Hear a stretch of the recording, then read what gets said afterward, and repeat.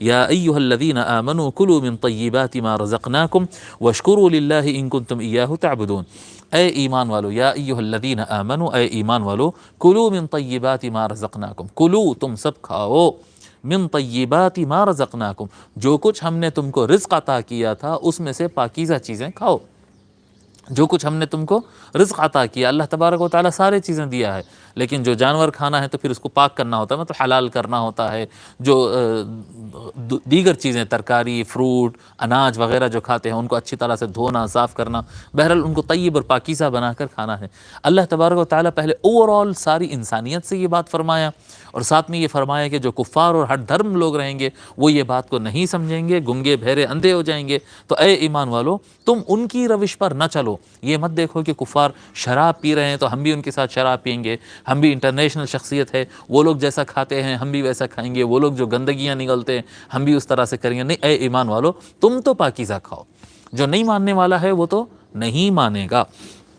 اب یہی بات سمجھ لیجئے نا کہ اسلام جب خنزیر کو حرام کہتا ہے، جیسے کہ اگلی آیت میں اس کی ڈیٹیل آئے گی، اسلام جب خنزیر کو حرام کہہ رہا ہے تو آپ سائنس میں جا کر آپ معلومات حاصل کر لیجئے،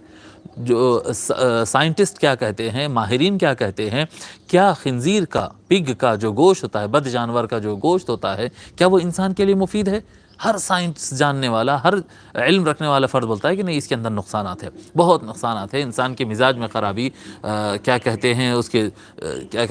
اس کی باڈی کو نقصان پہنچاتے ہیں، فزیکلی کافی اس کو ہارم کرتے ہیں، کافی سخت ہوتا ہے، فلاں ہوتا ہے، نقصانات سارے بیان کریں گے، لیکن اس کو کھائیں گے ضرور، کیونکہ مسلمانوں کے پاس نہیں کھانا ہے نا، تو ہم تو کھائیں گے۔ جی، صحیح بات ان کو سمجھ میں نہیں آتی۔ اسلام کہہ رہا ہے کہ شراب مت پیو۔ شراب کے نقصانات کیا مسلمان کو سمجھانے کی ضرورت ہے؟ اتنی چھوٹی سی لاجک، اتنی آسان لاجک ہے کہ میں سمجھتا ہوں کہ ایک 5 سال کے بچے کو بھی اگر شراب سے متعلق سمجھا جائے گا، وہ کہے گا یہ گندی چیز ہے، اس کو نہیں پینا چاہیے۔ 5 سال کا بچہ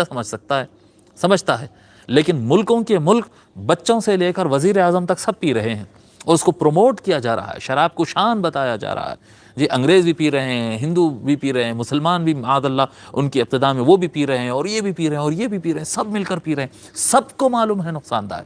کوئی ایک انسان بھی اس کی اچھائی کے قائل نہیں ہوگا، سب اس کی برائی کے قائل ہیں، لیکن سب کے سب پی رہے ہیں یہ سب۔ اللہ تبارک و تعالیٰ یہ فرما رہا ہے کہ اے ایمان والو، وہ کفار گنگے بہرے ہو گئے، اندھے ہو گئے، سمجھ میں نہیں آ رہا۔ یہ جو حلال کرتے ہیں، جو ذبح کرنے کا طریقہ اسلام مقرر کیا ہے، سائنس یہ بات کو تسلیم کرتی ہے کہ وہ جانور کو ذبح کرنے کا سب سے بہترین طریقہ ہے، گوشت کھانے کا سب سے بہترین طریقہ یہ ہے کہ اس ڈھنگ سے ذبح کیا جائے کہ جانور تھوڑا سا حرکت کرے اور اس کا مکمل خون باہر نکل جائے۔ اس کے بعد جب خون نکل جاتا ہے تو وہ گوشت بہت ہی مفید بن جاتا ہے، سب سے بہترین طریقہ ہے۔ لیکن ہم دیکھیں، 2 سال پہلے کی بات ہے کہ سری لنکا میں تو فسادات ہو گئے تھے، سری لنکا میں فسادات ہو گئے تھے کہ حلال گوشت ملتا ہے نام کی کوئی دکان نہیں رہنا چاہیے، بولے یہ ہمارا کلچر چینج کر رہے ہیں، یہ کیا کہتے ہیں، یہ ہماری سرزمین سری لنکا کا نہیں ہے، یہ تو باہر سے لائی سو چیز ہے، عرب سے آئی سو چیز ہے، یہ ہمارے پاس نہیں ہونا۔ احتجاج، لڑائی جھگڑا، فساد آئے دن۔ یہ بات سمجھ میں ان کو نہیں آ رہی ہے کہ بھئی عرب سے آئی ہے، عجم سے آئی ہے، چین سے آئی ہے، جاپان سے آئی ہے، اسے کیا فرق پڑتا ہے؟ جو چیز فائدہ مند ہے وہ لے لینا چاہیے۔ جی، اللہ کے رسول صلی اللہ علیہ وآلہ وسلم فرمائے اطلب العلم ولو کان بالصین۔ جی، چائنا میں بھی اگر ملتا ہے تو علم، اگر فائدہ مند اگر کوئی چیز ملتی ہے تو لے لو۔ جی، یہ بات سمجھنا چاہیے نا کہ اگر گوشت کو حلال کرنے کا صحیح طریقہ مل جائے، گوشت کو صحیح ڈھنگ سے کاٹنا اور ذبح کرنے کا طریقہ مل جائے جو صحت انسانی کے لیے بہت اچھا ہے، تو اس کو لے لینا چاہیے۔ کیا کہتے ہیں، سائنٹسٹ جو کہتے ہیں، ماہرین جو کہتے ہیں، وہ بات مکمل طریقے سے سمجھتے ہیں، سمجھنے کے باوجود دوسروں کا کلچر کہہ کے اس کو احتجاج کرتے ہیں، اس کے مخالفت کرتے ہیں۔ جو گوشت میں نقصانات نہیں ہیں، کھایا جا سکتا ہے، پاکیزہ ہے، اس کو بین لگاتے ہیں، کہتے ہیں کہ نہیں یہ نہیں کھانا چاہیے، یہ فلاں ہے، یہ فلاں ہے، یہ فلاں ہے۔ اور جو چیز گندی ہے، خنزیر جیسی گندی چیز، خنزیر جیسی اتنی گندی چیز، نہ دیکھنے میں اچھا ہوتا ہے، وہ نہ کاٹنے میں اچھا ہوتا ہے، نہ پکانے میں اچھا ہوتا ہے۔ جی، میں بعض لوگ سے پوچھا، ہم کو کیا معلوم، اس سے کوئی دور دور تک لینا دینا نہیں ہوتا، تو بتایا کہ نہیں پکانے میں بھی بڑا خراب گوشت ہوتا ہے، اس کے اندر کی بدبو بھی بڑی خراب ہوتی ہے، کھانے کے بعد اس کے ایفیکٹس بھی جو ہے بہت برے ہوتے ہیں۔ اس سارا کچھ ہونے کے باوجود اس کو حلال رکھا گیا، اس کو کیا کہتے ہیں، حکومتوں میں، ملکوں میں، دنیا بھر کے اندر اس کو کھانا مشروع رکھا جاتا ہے، بولتے نہیں اللیگل نہیں ہے، یہ کھایا جا سکتا ہے۔ جو جانور کے گوشت میں نقصان نہیں ہے اس کو بین لگایا جاتا ہے مختلف بہانوں کے ساتھ، مختلف بہانوں کے ساتھ۔ تو اللہ تبارک و تعالیٰ فرماتا ہے یہ لوگ گنگے اندھے بہرے ہیں، یہ گنگے بہرے اور اندھے ہیں، یہ ان کی صحیح بات ان کے دماغوں میں نہیں آئے گی۔ اے ایمان والو تم ان کی کاپی کرنے مت جاؤ، جی ان کی کاپی مت کرنے جاؤ، تمہاری ذمہ داری تھی اچھے ڈھنگ سے بات کو پہنچا دے۔ ہاں تم اپنی غذا پر ضرور نظر رکھو کہ تم جو کھا رہے ہو کیا وہ پاکیزہ ہے یا نہیں ہے، حلال ہے یا نہیں ہے۔ یا ایھا الذین آمنوا، اے ایمان والو، کلوا من طیبات ما رزقناکم، جو کچھ ہم نے تم کو رزق عطا کیا ہے اس میں سے پاکیزہ چیزیں کھاؤ، واشکروا للہ، اور اللہ تبارک و تعالیٰ کا شکر ادا کرو۔ دیکھو اللہ تبارک و تعالیٰ، جیسا کہ ہم بتائیں کہ اللہ کا شکر جو ہے وہ صرف زبان سے کہنے کو نہیں کہتے اللہ تیرا شکر ہے تو ہو جاتا نہیں، کھانا کھانے کے بعد اس کو جسم میں جو طاقت آتی ہے اس کو صحیح کام میں استعمال کرنا،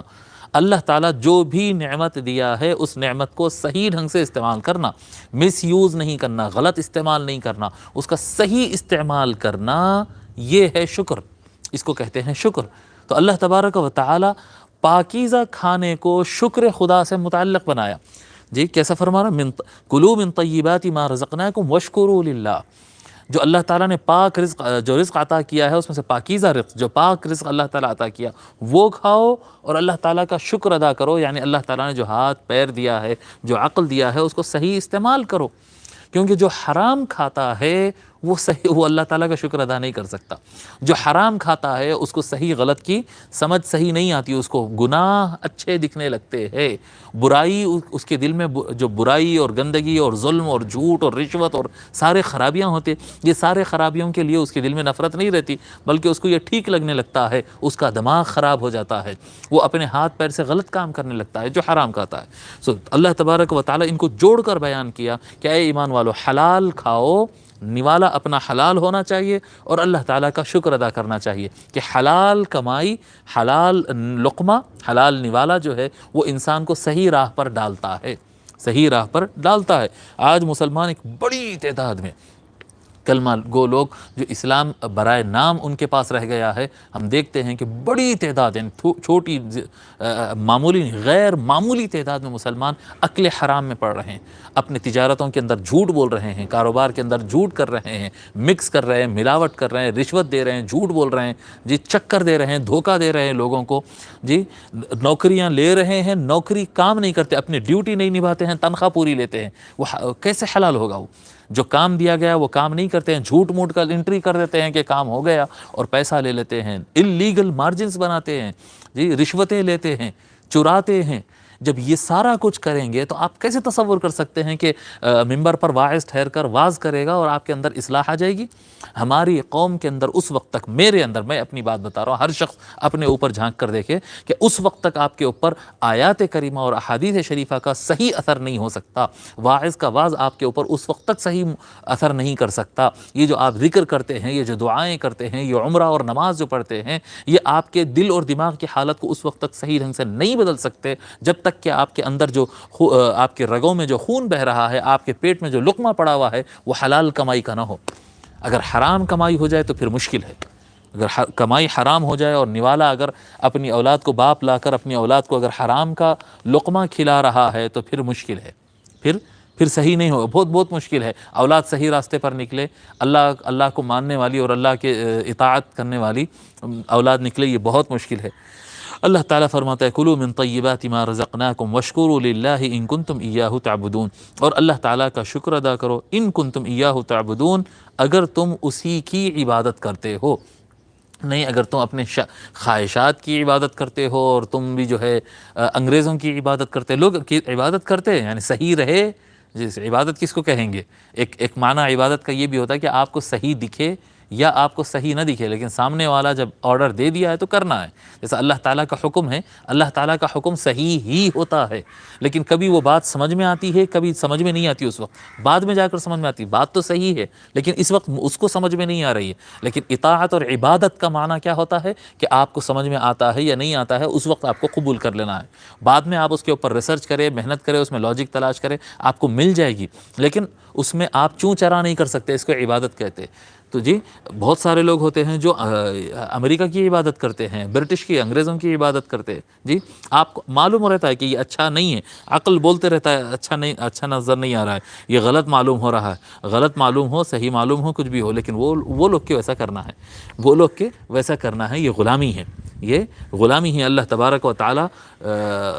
دوسروں کی غلامی سے محفوظ کرے، رسول اکرم صلی اللہ علیہ وآلہ وسلم کی غلامی میں ہم کو ڈالے، ان کی اتباع میں ڈالے۔ اللہ تبارک و تعالی ہم کو مشرکین کی اتباع اور کیا کہتے ہیں اپنے ہوا کی، اپنے خواہشات کی پوجا کرنے کے بجائے اللہ تبارک و تعالی کی عبادت کرنے کی توفیق عطا فرمائے۔